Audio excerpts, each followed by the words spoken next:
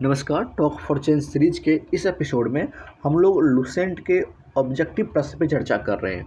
देखिए, इसका मेन मकसद ये है चर्चा करने का कि आप उन सभी प्रश्नों से अवगत हों जो किसी न किसी छोटे एग्जाम में पूछे गए हैं, और दूसरी बात यह है कि आप उन छोटे छोटे तथ्यों से जो प्री एग्ज़ाम में पूछे जाते हैं, खास करके बीपीएससी के प्री में या पीसीएस के जो एग्ज़ाम होते हैं उस एग्ज़ाम तक में प्री के काफ़ी ज़्यादा फैक्चुअल सवाल पूछे जाते हैं प्री में।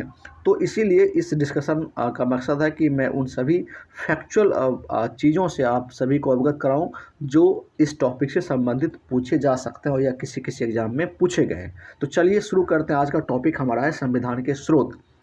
ये पॉलिटिकल सेक्शन है। इससे पहले के एपिसोड में आप अलग अलग जाकर प्ले लिस्ट में देख सकते हैं जो मैंने अलग अलग डिफरेंट सब्जेक्ट की चर्चा की है। तो चलिए आज का पहला क्वेश्चन हम देखते हैं कि पहला क्वेश्चन ये कह रहा है कि भारतीय संविधान की कौन सी व्यवस्था इंग्लैंड से ली गई है। तो ये संसदीय प्रणाली इंग्लैंड से ली गई है। नेक्स्ट क्वेश्चन है, भारतीय संविधान का कौन सा लक्षण आयरिश संविधान से अनुप्रेरित है। तो ये हमारा है डीपीएसपी, नीति निर्देशक सिद्धांत। ये आयरिश संविधान से लिया गया है।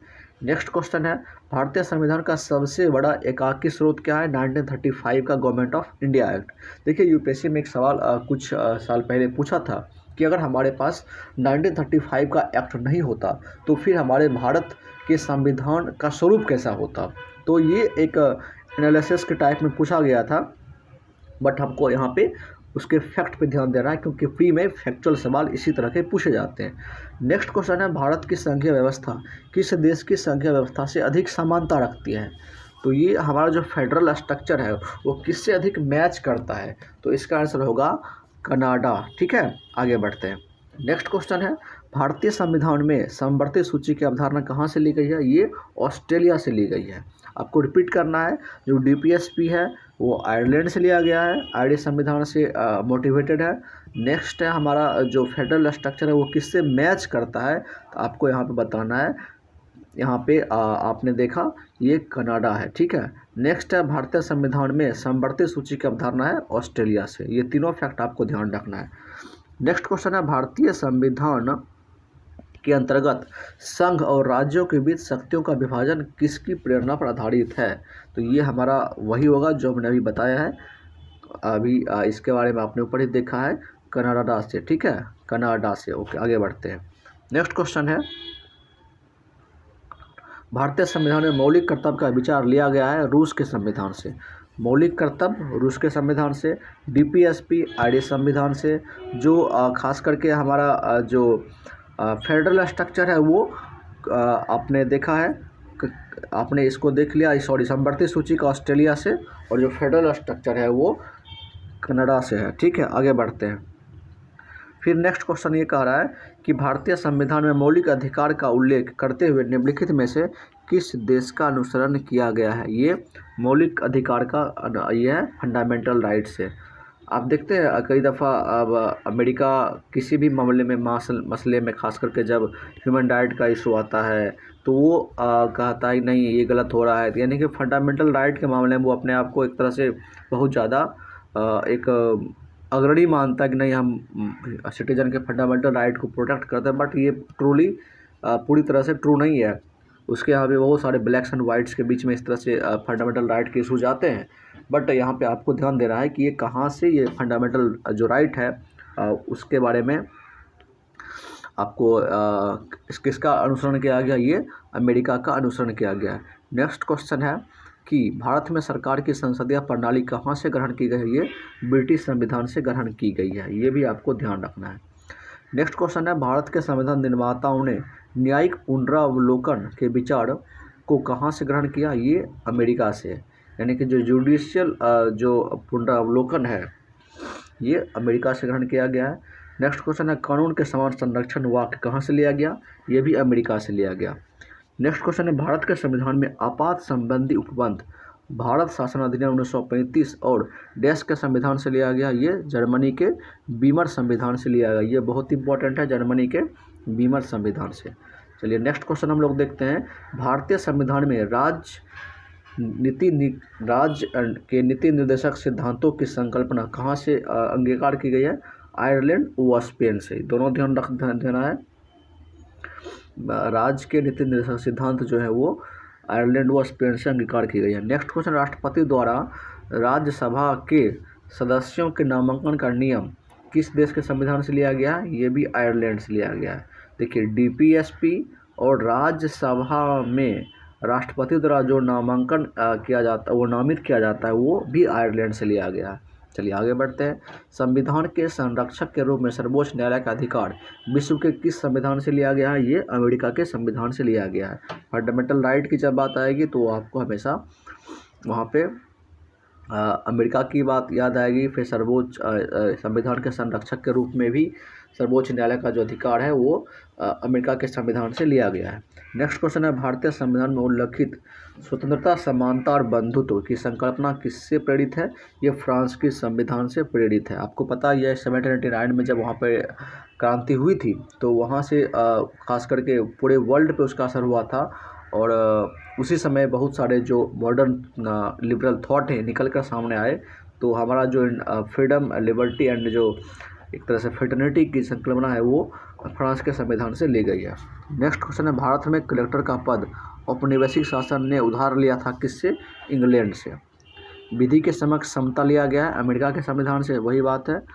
नेक्स्ट क्वेश्चन है, सर्वसत्ता संपन्न संसद की अवधारणा किस देश से ली गई है? ये इंग्लैंड से ली गई, आप सभी जानते हैं। भारतीय संविधान में अवशिष्ट शक्तियों का विचार कहाँ से लिया गया है?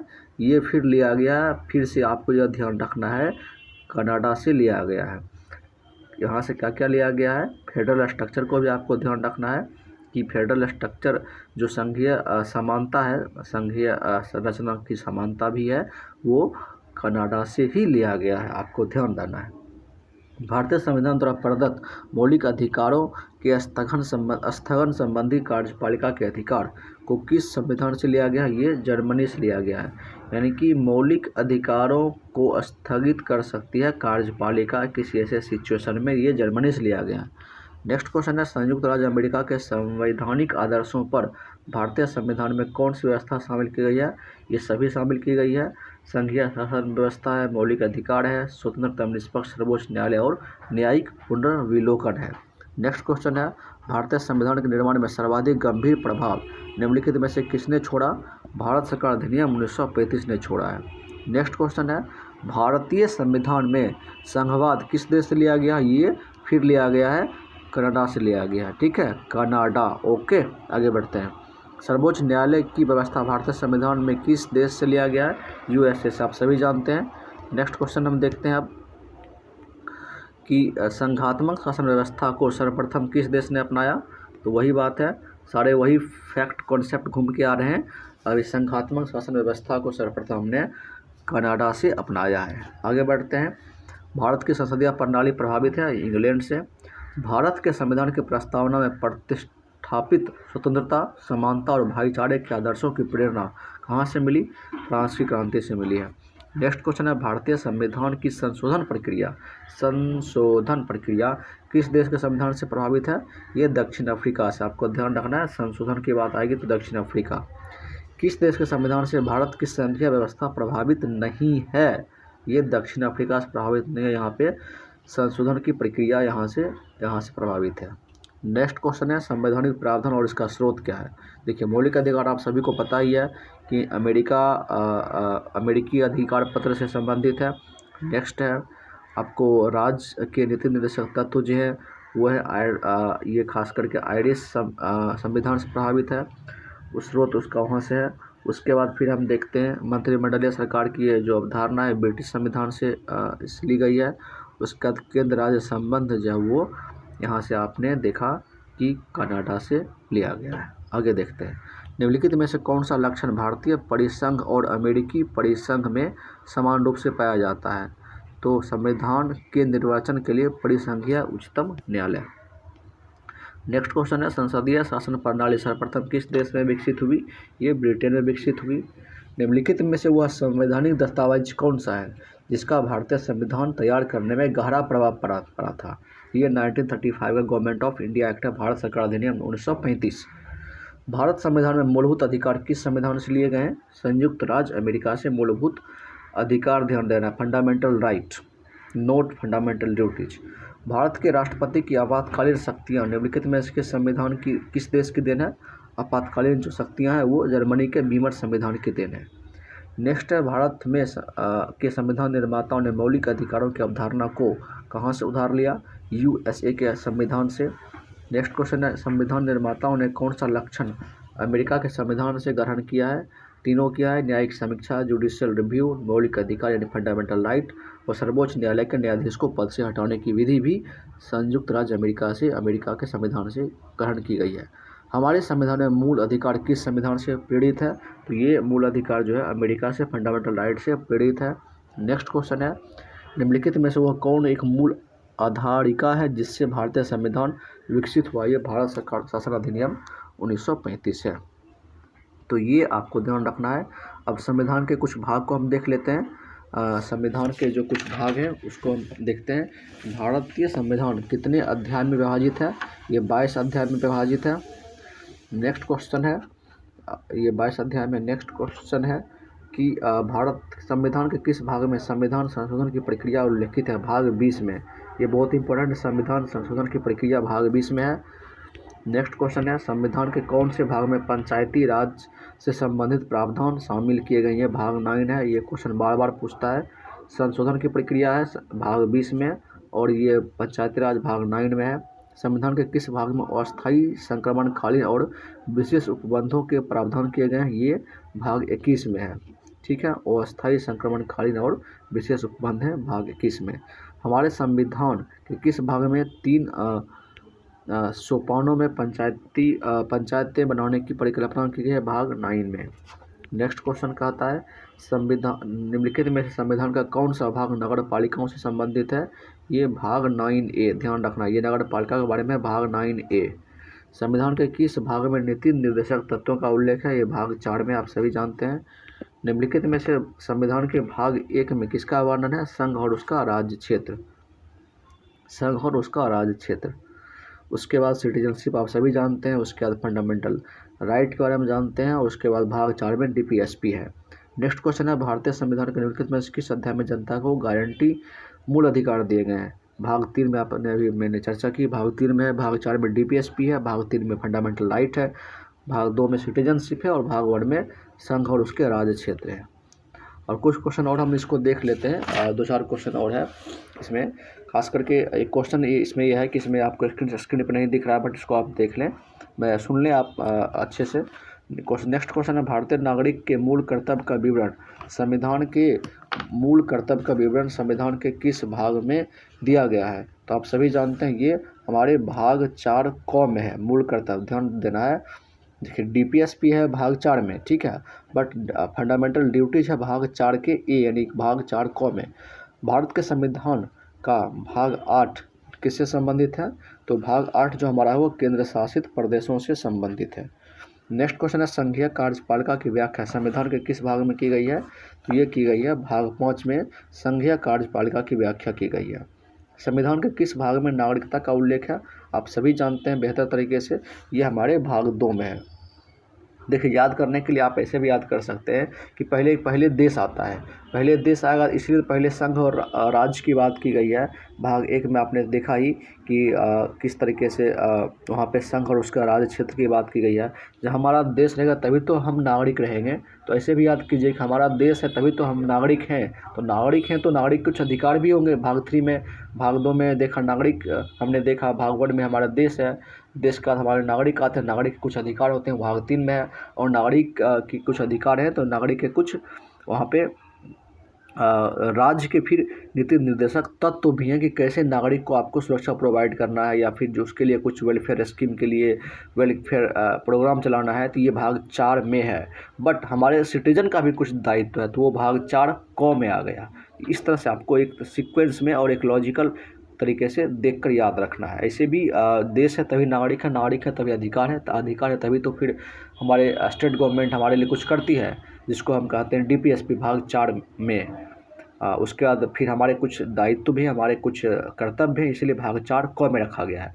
आई होप आपको अब ये याद रहेगा, आप नहीं भूलेंगे। नेक्स्ट क्वेश्चन है, आपको मिलान करना है किससे क्या है। देखिए, भारतीय संविधान में जो खास करके भाग 9 जो है वो भाग 9 किससे संबंधित है? यह पंचायत से संबंधित है, आप सभी जानते हैं। उसके बाद आप देखते हैं कि भारतीय संविधान का भाग 8 जो है वो संघ क्षेत्र से संबंधित है। उसके बाद भारतीय संविधान का भाग 4A जो है वह संबंधित है, वह है मूल कर्तव्य। सभी हमने चर्चा की, मूल कर्तव्य भाग 4A में है। उसके बाद भारतीय संविधान का भाग 9A जो है वो नगरपालिका से संबंधित है, ये आपको ध्यान देना है। ये सारी चीज़ें आपने देखी। और उसके बाद भाग 9 आपने देखा ही है कि ये है पंचायत से संबंधित है, तो ये आपको इस तरह से याद रखना है।